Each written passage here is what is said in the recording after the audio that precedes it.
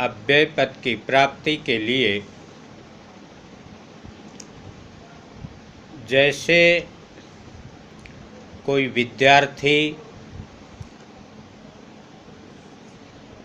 जब स्कूल में पढ़ता है और स्कूल में पढ़ने के बाद जब वे डिग्री प्राप्त करता है, जब सर्विस की जितनी योग्यता चाहिए जिस सर्विस के लिए उतनी योग्यता प्राप्त कर लेता है, तब उसको सर्विस प्राप्त होती है। ठीक इसी प्रकार से बहुत से पद हैं, यहाँ से ब्रह्मलोक पर्यंत पद ही पद हैं, लेकिन आब्रह्म भुवनान् लोकान् पुनरावर्तिनोऽर्जुन, कि हे अर्जुन, यहाँ से ब्रह्मलोक तक सभी पुनरावर्ती है, आने और जाने वाले हैं। कुल मिलाकर के ये सब के सब नष्ट हो जाने वाले हैं। चाहे ब्रह्मा तक बन गए, इंद्र बन गए, वरुण बन गए, सूर्य बन गए, चंद्र बन गए, ये पद भी प्राप्त हो जाने पर हमेशा ये पद नहीं रहता। ये सब कुछ नश्वर है, नाशवान है। एक न एक दिन ऐसा आता है कि ये भी नहीं रहते। इसलिए जो अविनाशी पद है, जिसका कभी विनाश ही नहीं होता, वे ऐसा जो अविनाशी पद है, जो व्यक्ति उस अविनाशी पद को प्राप्त कर लेता है, फिर उसको ये संसार में आने और जाने का जो गर्भ में अनेक प्रकार का कष्ट होता है, फिर ये गर्भ में उस व्यक्ति को आना नहीं पड़ता है। तो ऐसा अविनाशी पद है। इस अविनाशी पद को प्राप्त करने के लिए भगवान श्री कृष्ण जी ने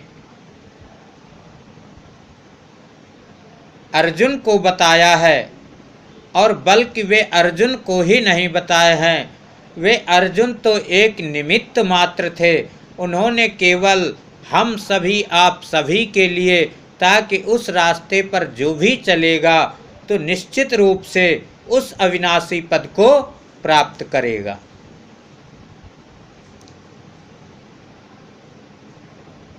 निर्माण मोहा जित संग दोषा अध्यात्म नित्या विनिवृत्त कामा द्वंद्वैर्विमुक्ता सुख दुख संगैर गच्छन्त्य मूढ़ा पदमव्ययम् तत्।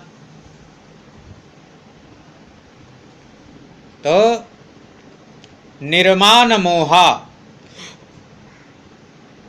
निर्माण सबसे पहले तो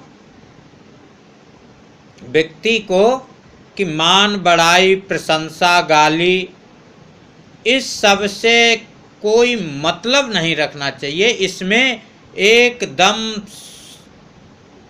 न दुखी होना चाहिए और न सुखी होना चाहिए, क्योंकि मान बड़ाई प्रशंसा गाली जो भी होता है, ये सबका सब इस शरीर को लेकर के होता है, और शरीर तो निश्चित रूप से नाशवान है। और जो हम या आप हैं, तो हमको तो कोई देख नहीं पा रहा है, तो जो वास्तविक रूप से हमको देख नहीं पा रहा, तो मेरी क्या वे बड़ाई करेगा। और क्या मेरे को गाली देगा।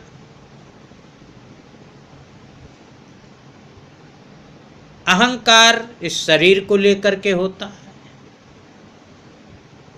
ये शरीर एक दिन देखते देखते ऐसा हो जाता है कि स्वतः अपने हाथ चलना तक मुश्किल हो जाता है। ये शरीर भी नाशवान है। तो निर्माण मोहा, मोह से रहित होना चाहिए। हम जिससे जितने से मोह करते हैं वास्तविक रूप से ये है नहीं। ये सब स्त्री पुत्र बच्चे घर मित्र, ये सब के सब किस प्रकार से, जैसे कोई व्यक्ति ट्रेन में चढ़ता है और जैसे ही ट्रेन में चढ़ा तो चढ़ते ही उसको वहाँ पर सब बहुत से लोग मिल जाते हैं। ठीक इसी प्रकार से इस संसार में बहुत से लोग मिल जाते हैं। माता पिता भाई बहन घर परिवार गांव मित्र स्त्री पुत्र आदि सबके सब मिल जाते हैं। लेकिन जैसे ही उस व्यक्ति की स्टेशन आती है वे सबको छोड़ करके और अपनी स्टेशन पर उतर लेता है। ठीक उसी प्रकार से इस संसार में जो जीव जितने दिन के लिए आया है उतने दिन तक यहाँ पर रहता है और फिर यहाँ पर बहुत से लोग मिल जाते हैं और जैसे ही उसका समय हो जाता है सब कुछ जैसे का तैसे ही छोड़ करके चल देता है। तो किससे मोह करने की आवश्यकता है। निर्माण मोहा जित संग दोषा, जो आसक्ति से उत्पन्न दोष हैं, कुल मिलाकर के आसक्ति, तो आसक्ति ही नष्ट कर दीजिए कि केवल एक पर ही आसक्ति हो, वे परब्रह्म परमात्मा के अलावा और किसी पर भी कोई आसक्ति की आवश्यकता नहीं है। निर्माण मोहा जित संग दोषा, अध्यात्म नित्या विनिवृत्त कामा। तो जितने भी आसक्ति के दोष हैं उन सब पर विजय पाने की परम आवश्यकता है उस अविनाशी पद की प्राप्ति के लिए।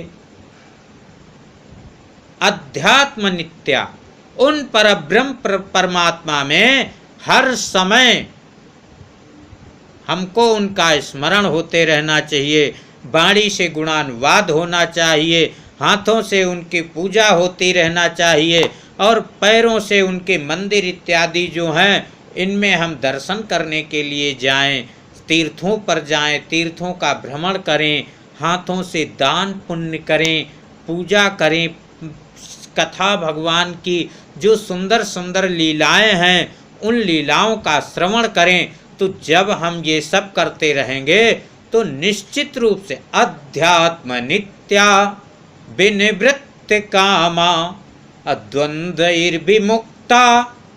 द्वंद्व क्या है कि सुख और दुख, ये सुख और दुख का जो द्वंद्व है इससे एकदम मुक्त हो जाना चाहिए।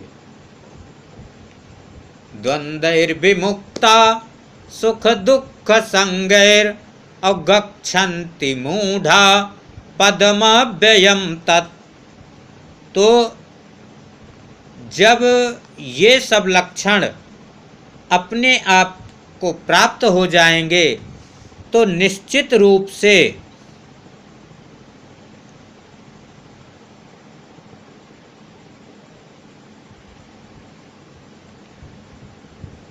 गच्छन्ति मूढ़ा पदमव्ययम तत्। तो अमूढ़ा जो ज्ञानी जन हैं, जो मूढ़ नहीं हैं, वे निश्चित रूप से उस परम पद की प्राप्ति कर लेंगे। भगवान श्री कृष्ण जी ने कहा है कि निश्चित रूप से ऐसे व्यक्ति को उस अविनाशी पद की प्राप्ति होती है।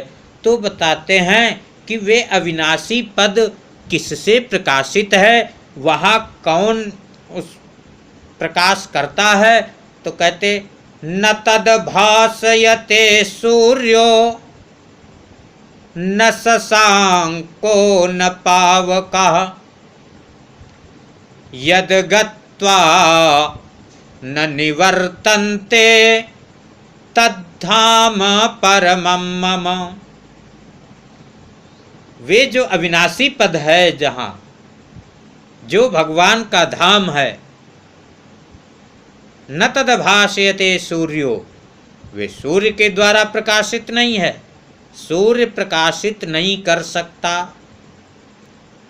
न शशांको, न तो वे चंद्रमा के द्वारा ही प्रकाशित है।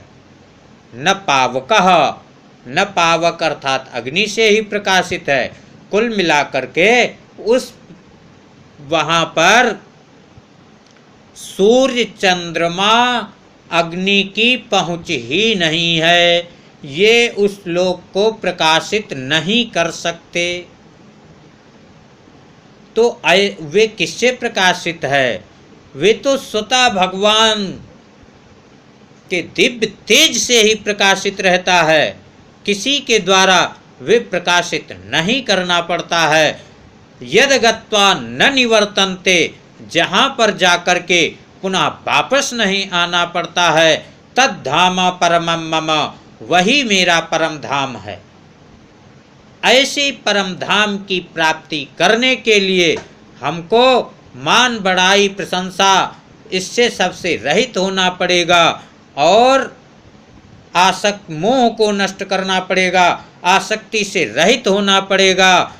हर समय परब्रह्म परमात्मा में ही अपने मन को लगाए रखना पड़ेगा।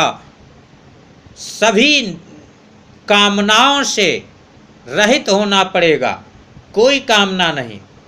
विनिवृत्त कामा द्वंद्वैर्विमुक्ता, सभी सुख दुख रूपी जो द्वंद्व है, इस द्वंद्व से रहित होना पड़ेगा। तब कहीं उस अविनाशी पद की प्राप्ति होगी कि जिसके प्राप्त कर लेने पर फिर पुनः ये संसार सागर का जो चक्कर है, जो 84 लाख का चक्कर है, इस 84 लाख का चक्कर नहीं लगाना पड़ता है। और जब तक जीव उस अविनाशी पद को प्राप्त नहीं करता है, तब तक चाहे आप भुवर लोक पहुँच जाएं, बाहर लोक पहुँच जाएं, जन लोक पहुँच जाएं, तप लोक पहुँच जाएं, यहाँ तक सत्य लोक तक पहुँच जाएं, लेकिन आब्रह्म भुवनान लोकान पुनरावर्तिनोर्जुन, कि हे अर्जुन, यहाँ से लेकर और ब्रह्मलोक पर्यंत सब पुनरावर्ती हैं, सब नाशवान है, मतलब स्वर्ग भी नाशवान है। केवल यदि कुछ नाशवान नहीं है तो केवल एक वही अविनाशी पद जो वैकुंठ लोक, जो कि भगवान श्री कृष्ण का लोक, गोलोक, वही एक अविनाशी पद है। और उस पद की प्राप्ति होने पर फिर कभी भी, चाहे प्रलय होने पर भी और प्रलय के बाद जब पुनः सृष्टि होती है, उस समय भी ये संसार सागर के चक्कर नहीं लगाना पड़ता है। और जब तक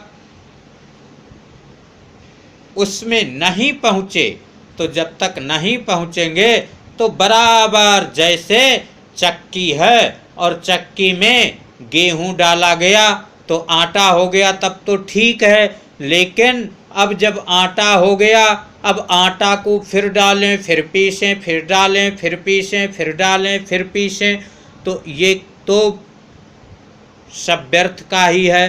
ठीक इसी प्रकार से इस संसार सागर में मानव जीवन प्राप्त करके जिसने अविनाशी पद नहीं प्राप्त किया, उस व्यक्ति का समझिए कि इस संसार सागर में जन्म लेना एकदम बिल्कुल व्यर्थ ही है।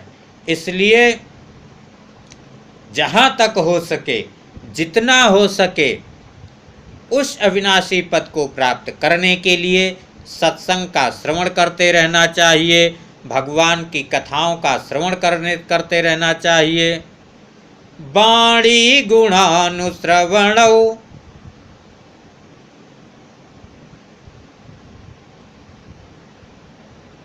तो वाणी से भगवान के गुणानुवाद होना चाहिए, श्रवण से भगवान की कथाओं का श्रवण होते रहना चाहिए।